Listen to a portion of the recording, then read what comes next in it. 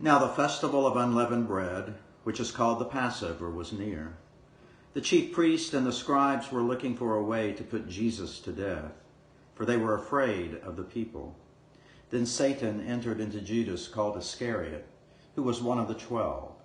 He went away and conferred with the chief priests and the officers of the temple about how he might betray him to them.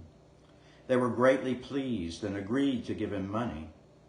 So he consented and began to look for an opportunity to betray him to them when no crowd was present. Then came the day of unleavened bread, on which the Passover lamb had to be sacrificed. So Jesus sent Peter and John, saying, "Go and prepare the Passover meal for us, that we may eat it."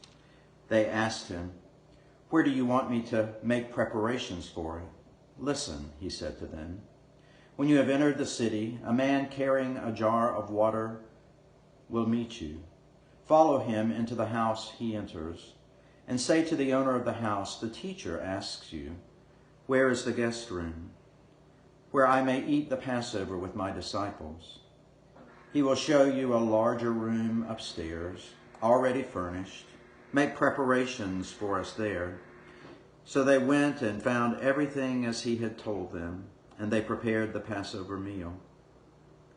When the hour came, he took his place at the table, and the apostles with him. And he said to them, "I have eagerly desired to eat this Passover with you before I suffer. For I tell you, I will not eat it until it is fulfilled in the kingdom of God." Then he took a cup, and after giving thanks, he said, "Take this and divide it among yourselves. For I tell you that from now on I will not drink of the fruit of the vine until that kingdom of God comes." Then he took a loaf of bread, and when he had given thanks, he broke it and gave it to them, saying, "This is my body, which is given for you. Do this in remembrance of me."